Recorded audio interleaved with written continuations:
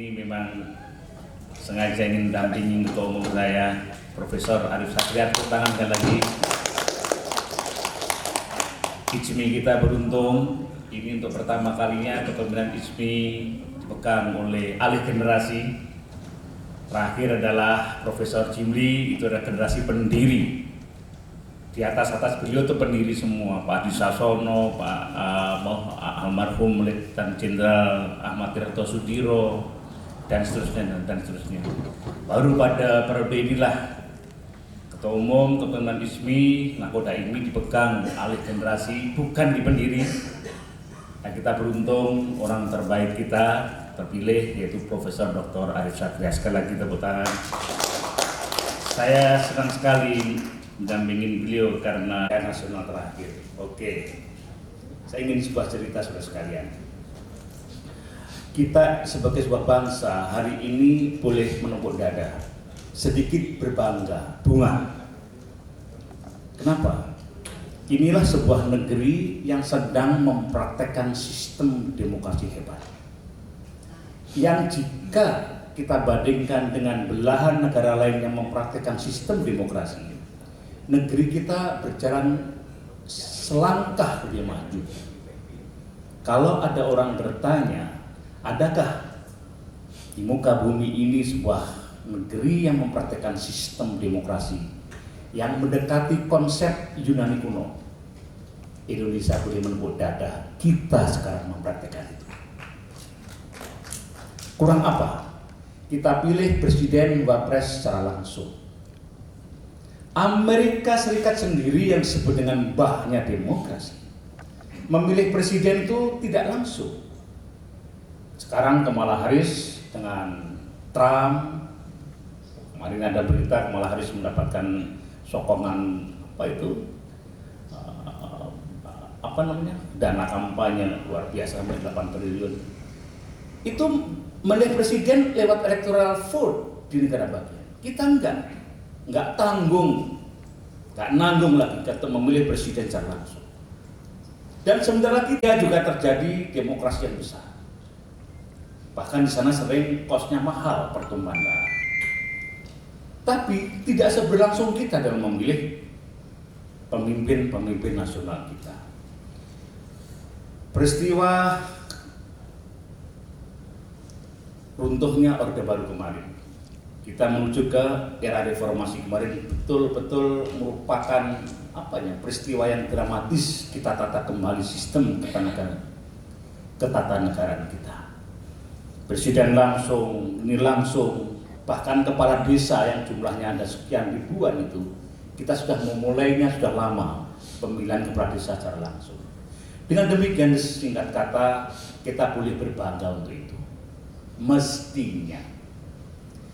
Saya beruntung sebagai anak muda yang saat itu saya masuk DPR pertama kali usia saya 31 tahun, termuda nomor 2, dan mungkin dianggap sedikit pintar. Jadi saya kalau untuk konsep-konsep belakang layar saya terlibat aktif. Para senior, Pak Fahmi Idris, Pak Akbar Tanjung, Yusuf Kala saat itu, komputernya itu ada pada diri kita. Saya, Haji Ranto Tohari, Adang Kamarudin, almarhum Ferry Musdinan Baldan. Itulah yang kemudian membangun kita untuk termasuk ketika dan Ketua MPR saat itu Dr. Amin Rais mengetuk palu adanya konstitusi pembaharuan baru hasil amandemen. Saudara sekalian, mestinya kita berbangga, mestinya. Tapi apa yang terjadi saudara sekalian? Boleh kita berbangga, tapi kita semua alpa satu hal, termasuk kami sebagai yang menyusun undang-undang, menyusun transformasi konstitusi baru. Kita semua lupa menghitung kos sosial yang harus dibayar bangsa ini hanya untuk mempraktekkan sistem demokrasi yang kita banggakan tadi. Lupa, saya mohon maaf, saya termasuk juga lupa mengingatkan para senior saat itu. Kita tidak pernah menghitung kos sosial yang ternyata demikian mahal harus dibayar oleh bangsa kita ini hanya karena kita ingin mempraktekkan sistem demokrasi yang kita impikan rata-rata kita sebagai aktivis dulu. Apa kosnya? Mahal sekali. Ialah terjadinya apa yang disebut dalam teori politik adalah varian-varian penyakit gawan bayen bawaan dari sono, given dari semua negeri yang mempraktekkan sistem demokrasi. Apa disebut dengan disease variant of democracy? Bawaan penyakit yang selalu menyertai sebuah negeri yang mempraktekkan sistem demokrasi. Apa itu? Ya tergerusnya nilai-nilai luhur peninggalan moyang kita hanya karena efek-efek demokrasi. Coba saksikan, kita menyaksikan saben hari sekarang orang pontang-panting. Masyarakat rakyat bangsa kita dulu dikenal sebagai ranjang tepos liro, sopan santun, sumeh, senyum. Sekarang rakyat masyarakat kita gampang tersulut emosi dan marah hanya karena persoalan-persoalan sepele. Dulu kita diajarin hormat sama orang tua, hormat sama pemimpin.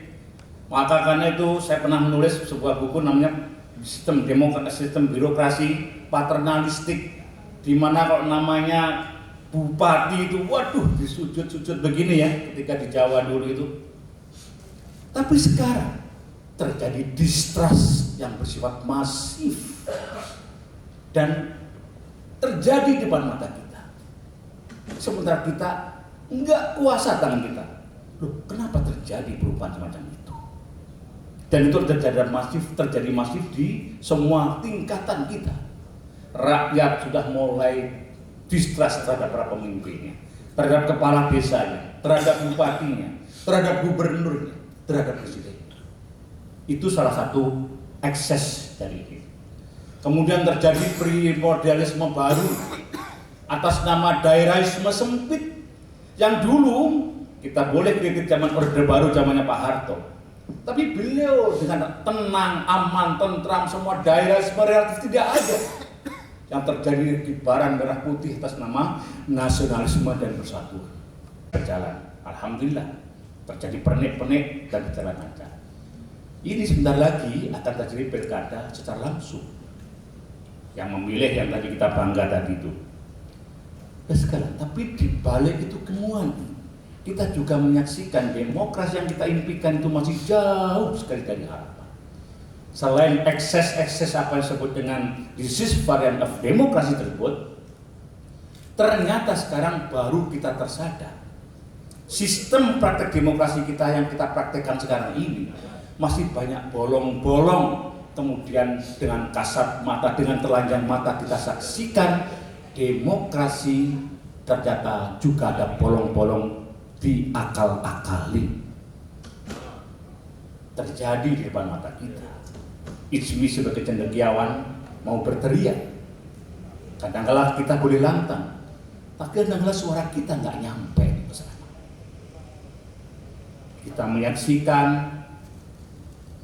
kritikan demokrasi, praktek demokrasi di negeri kita, bahkan para ilmuwan di asing juga menilai, menemukan ada temuan-temuan bahwa demokrasi kita adalah demokrasi yang dipertanyakan substansinya. Ketika kemudian proses-proses prosedurnya kemudian bisa ada bolong-bolong yang bisa diakal-akalin siapapun yang memegang kuasa. Saya tidak menjelaskan secara lebih kenapa kemarin gegeran di MK, apakah meloloskan ini itu, ada Pak D, Pak L dan seterusnya, biarkan menjadi pernik-pernik warna kita. Tapi saya khawatir, ini nanti tak suatu hari pasti ada sarjana-sarjana baru, ada disertasi baru yang akan meneliti ini, dan nanti kita kaget demokrasi yang kita banggakan ternyata menyimpan tanda tanya besar. Kalau kemudian alat-alat atau kemudian kekuasaan kemudian bisa menelusup, mengakal-akali sistem yang ada hanya untuk memberitahukan kepada publik bahwa demokrasi prosedural telah dilakukan, dan sejatinya kemudian secara esensial kita mungkin bahkan jauh dari nilai-nilai itu, saudara sekalian. Bakal tiba titi wancine yen wong Jawa wis ilang Jawane. Wah, harus saya terjemahkan ini. Saya mohon maaf. Itu minta izin ya tadi ya. Prof Arif, wong Jawa. Kalau Prof Arif pasti pirsa karena beliau orang. Nanti suatu hari akan datang sebuah masa orang Jawa kehilangan Jawanya. Orang Pontianak kehilangan Pontianaknya. Kira-kira gitulah. Orang Dayak kehilangan Dayaknya. Orang ini mengko bakal titipan cine wong Jawa wis ilang Jawa. Kedung-kedung padha asat banyune. Godhong-godhong padha gogrok godhonge. Iku mertane ini bakal tekone goro-goro kira-kira gitu. Jadi hutan-hutan meranggas, pohon-pohon meranggas. Kedung-kedung, danau-danau hilang, airnya segernya hilang. Banyu-banyu padha hilang seger. Iku mertandani, itu tanda-tanda bakal tekoning goro-goro. Akan datang sebuah masa pancaroba.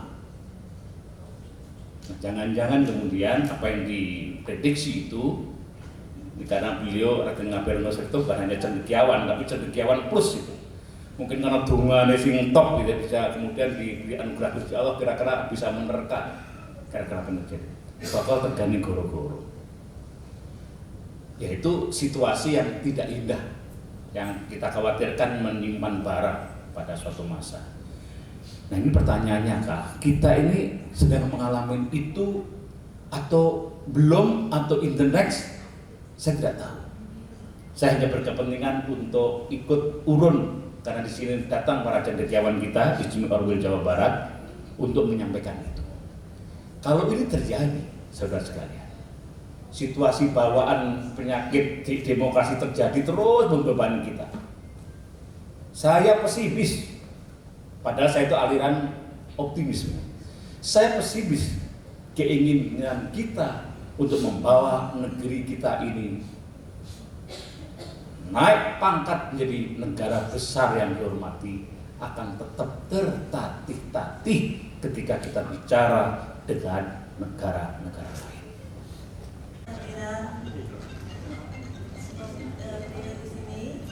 Alhamdulillah kebetulan saya adalah sekretaris kegiatan ini. Kami sangat ini sekali tersanjung dengan kehadiran Bapak di sini untuk memberikan inspirasi, motivasi, apalagi di dalam kondisi yang serba tak menentu ini. Baik, kebetulan saya adalah seorang gurunya mahasiswa. Saat ini saya dosen pendidikan akhlak. Saya termasuk orang yang selalu frustasi dengan akhlak mahasiswa. Jadi saya bingung sekali bagaimana terobosan apa yang harus kita lakukan dalam pendidikan akhlak anak-anak. Sementara kondisi lingkungan yang semakin kuat, semakin laju mengelilingi lingkungan anak didik kita, terutama anak-anak yang masih kecil itu, anak balita. Saya juga kan pendidik untuk semuanya, Bro. Jadi kadang-kadang orang tua itu ya bingung untuk memberi kegiatan kepada anak-anak, berinya HP. Jadi anak-anak itu dari kecil sampai dewasa itu melekat dengan HP. Ketika sholat susah untuk diajak sholat. Nah ini Prof, bagaimana ini kondisi ini? Mungkin Prof punya pengalaman bisa dibagikan kepada kami. Pertanyaan yang sederhana saja. Terima kasih. Assalamualaikum warahmatullahi wabarakatuh. Baik, saya jawab langsung. Dari Jakarta Selatan. Kita kan banyak lahan kosong sementara pengangguran banyak. Sedangkan pertambangan kan perlu untuk menghadapi iklim. Sedangkan lahan kita banyak. Kenapa? Sedangkan pengangguran kita banyak. Kenapa tidak mengembangkan tradisi blok untuk meningkatkan kualitas teman-teman? Jangan banyak lahan tidur Pak, yang bisa dimanfaatkan banyak sarjana-sarjana kita yang bisa kita fungsikan untuk memberdayakan makhluk hidup ini yang sebenarnya itu kan Pak. Itu sedikit. Assalamualaikum warahmatullahi wabarakatuh. Monggo silakan. Ketua ISMI Orda Sambas. Izin ini mungkin terkait dengan kualitas demokrasi yang disampaikan tadi oleh Mas Brian. Belakangan ini kita disuguhkan oleh eksekusi yang sangat mengejutkan. Jadi keputusan-keputusan atau baik itu secara regulatif maupun tersandra juga oleh secara politis. Saya melihat ada fenomena ini, hukum ini bersifat insidentil, tergantung kepentingan. Jadi ini berbahaya, Mas. Ini saya melihat ini ya, tadi disampaikan ini juga ancaman demokrasi kita ke depan. Ya kalau ya sepertinya kita ini saling sandera gitu. Jadi mohon maaf saya sampaikan, putusan MK yang lagi viral ini kan seperti membalas kesalahan di putusan MK sebelumnya. Ya. Jadi ini fenomena yang ya, apakah ya saya seperti kita tidak punya roadmap dalam penegakan atau dalam konsistensi kita dalam membangun sebuah keputusan hukum yang memang ya sesuai dengan peta jalan yang konstitusional. Ini kekhawatiran ini sangat mengancam demokrasi. Saya tidak tahu ke depan. Saya karena begini, sampai kita lihat review ke belakang hari kemarin pendaftaran pilkada. Ini kan semua kejutan-kejutan yang kita lihat.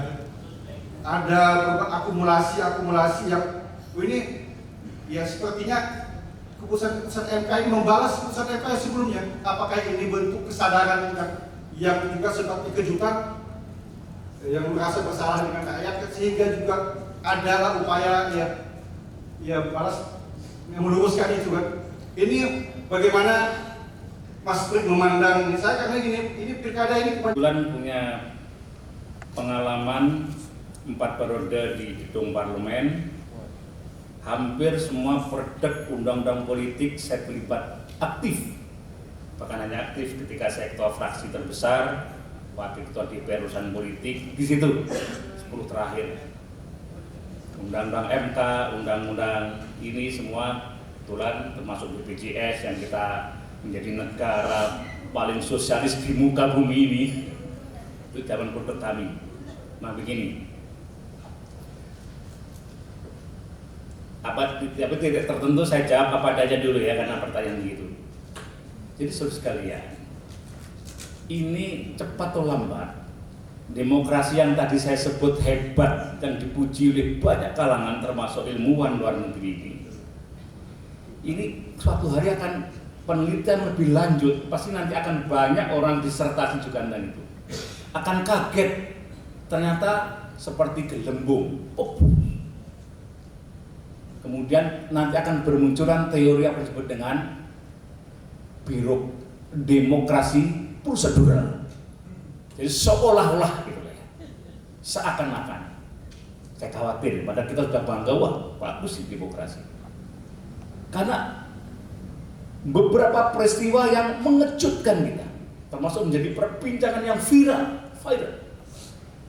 termasuk di kalangan kampus, cepat atau lambat, believe me, cepat akan lambat meneliti. Lepas dari kita dukung siapa ya, kalau saya saudara tanya kemarin dukung siapa, saya memang mendukung yang sekarang menang.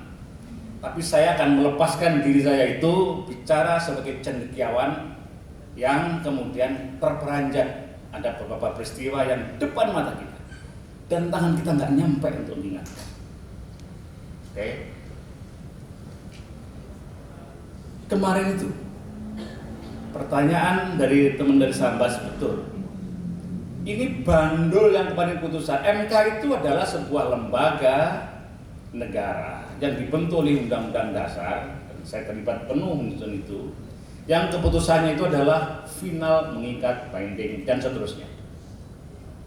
Kemarin diundang ulang tahun DPR, ketemu dengan beberapa teman lama, ketemu mantan-mantan ketua DPR yang lalu, dan seterusnya sama bahasanya. Jadi ini kaget semua. Kalau kemarin itu DPR dengan dukungan kan DPR mau para paripurna sudah disetujui oleh perwakilan pemerintah diwakili 2 menteri, Mendagri sama menteri apa. Jadi sudah utusan presiden resmi ini sama DPR setuju, tinggal ketok palu. Saya berandai-andai. Untung kita diselamatkan gitu siapa. Kemarin ketok palu, saya khawatir termasuk Pontianak membara.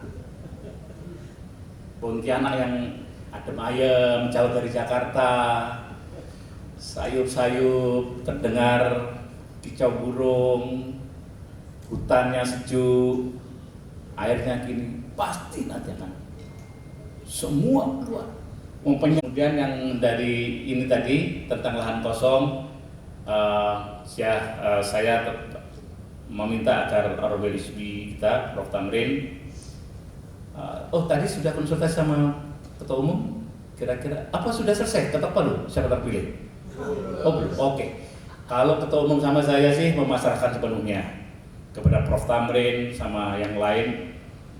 Tradisi selama ini kita rembukan dan kami akan menyetujui saja. Dipastikan tidak ada titipan apapun dari ketum maupun saya. Saya percaya kepada Prof. Tamrin, Prof. Gusti dan seterusnya untuk memberikan yang terbaik dan kita akan sahkan saja asal semua baik. Kecuali kemarin ya Mas Arif terjadi di Jawa Barat agak lain. Jawa Barat itu adalah ISMI kita kuat sekali di sana, bagus. Karena itu yang mau jadi ketua umum banyak, voting beneran, duel beneran, ujet-ujekan beneran ya nggak apa-apa. Tapi untuk Jawa Barat saja, kalau yang lainnya nggak sampai ke sana. Sampai ketemu sama saya berkali-kali karena senior dan subnya turun tangan ke sana. Dan gubernur di sana juga bagus, sampai ISMI itu dianggarkan sekian miliar untuk andungan itu, bagus. Zamannya Pak Ridwan Kamil, tapi sebelumnya juga zamannya Pak Gubernur sebelumnya Pak Aher juga bagus. Mudah-mudahan Kalbar juga gitu, Prof. Tamrin. Amin. Tentang itu nanti pokoknya kami pasrahkan. Ketum bersama saya Waketum ya, memasrahkan gimana caranya kita tuburi untuk memilih yang terbaik untuk itu. Jawab beliau tadi karena beliau tanya tentang lahan kosong gini, pokoknya tugas ISMI lah. Karena tadi Pak pejabat gubernur kan sudah menantang apa pendapat ISMI tentang, udah kita jawab, harus kita jawab. Itu pintu masuk untuk diminta nggak diminta kita memberi. Pertama saya pesan betul pada Pak pejabat gubernur, meskipun beliau hanya sementara ya. Alasan aja nanti, kami sudah diminta ditantang di depan publik oleh gubernur atau siapapun yang terjadi. Karena itu ISMI akan menyuarakan itu diminta atau tidak. Karena sudah terlanjur ditantang. Wan nahari la ayati liulil albab. Alladzina yadhkurunallaha qiyaman wa qu'udan wa 'ala junubihim wa yatafakkaruna fi khalqis samawati wal ard, sambil berkata Rabbana ma khalaqta hadza batila subhanaka faqina adzabannar al-ayat. Demikianlah yang bisa saya sampaikan, mudah-mudahan bermanfaat. Allahul muwaffiq ila aqwamit thoriq bil taufiq wal hidayah wal inayah. Assalamualaikum warahmatullahi wabarakatuh. Waalaikumsalam warahmatullahi wabarakatuh.